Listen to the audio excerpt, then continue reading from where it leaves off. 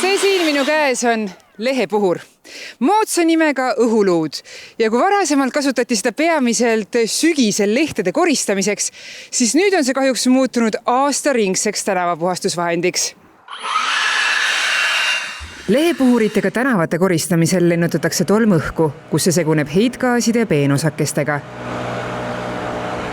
Sealhulgas ka naastrehvide poolt kulutatud teekatte osakestega, moodustades nii tervisele ohtliku kokteili. Tolm, mis seal üles lehepuhuriga keerutatakse, see sisaldab igasuguseid erinevaid ohtlikke elemente, loomsetest väljaheidetest tulenevad näiteks haigustekitajad või seened või õietolm, mis iganes sealt talvel peale lume sulamist üles tuleb. Lokaalne mõju on suur ja neid sellealaseid uuringuid ka on olemas tehtud, mitte küll Eestis ja mujal maailmas.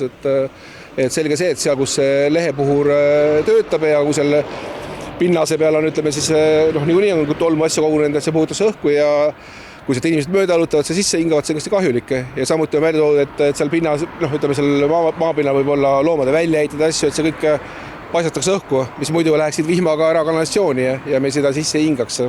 Täiskasvanu hingab korraga sisse kuni 10 miljonit väikest osakest, kuid saastunud õhus võib neid olla palju rohkem.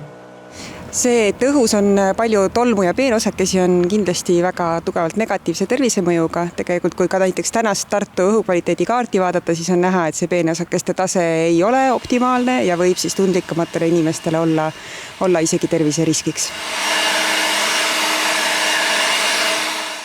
Olgem ausad, tänavate puhastamine lehepuhuriga on umbes sama hea kui oma kodupõrandaid puhastada fööniga.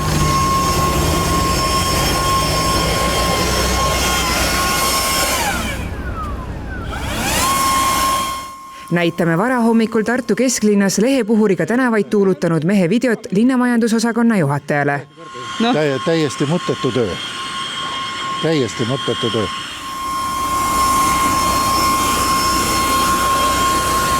Kui ka linnavalitsuse esindaja tunnistab, et sellisel kujul lehepuhuritega tänavate puhastamine ei täida oma eesmärki, on sellest hoolimata akuga lehepuhurite kasutamine ülikoolilinnas aastaringselt lubatud. Linnavalitsuse poolt tellitud objektidel ei ole akulehepuhurite kasutamine aastaringselt keelatud. Lisaks tolmu üleskeeramisele tekitab lehepuhur ka palju müra ja seda sageli varahommikul. Selline undamine akna all viib aga nii mõnelgi linnakodanikul unesilmist.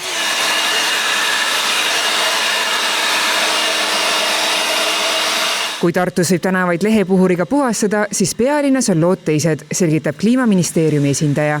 Ja näiteks ka Tallinna linnas on eraldi ja ongi heakord eeskirjas tegelikult välja toodud see, et lehepuhuri kasutamine muuks otstarbeks kui lehtede kogumiseks on keelatud just nimelt sellele eesmärgile, et mitte tolmu üles keerutada. Meil ei ole päris niimoodi selline riik võib-olla, mis siin piiri taga, et kui ei meeldi, siis keegi käseb ja nii on. Lihtsalt asi ei ole ju meeldimises, et asi on lihtsalt selles, et see on kahjulik meie keskkonnale ja meie tervisele. Ja tundub nagu ka mõttetu, nagu te ise olete ka tunnistate, et sellisel juhul ju ei peaks seda laskma teha. Sellel peab olema õiguslik alus seda ära keelata, ma jään selle seisukoha juurde, sealt ma ei saa mitte kuidagi üle tähendab. Tallinna linnas on see juba olemas heakord eeskirjas, et kohalikel omavalitsustel on see võimalus olemas keelustada siis kas näiteks tihealastusalas või et heakord eeskirja järgi see ära lõpetada selline ebaotstarbekas, mitte eesmärgipärane kasutusviis lehepuhuritel. Ma ise loodan, et me liiguksime sinna poole, kus meil rohkem seda linnahooldust lähekski rehade, luudade, lambaste ja vikatite peale, et me saaksime sellest mürast ja sellest tolmutamisest linnaruumis lähti.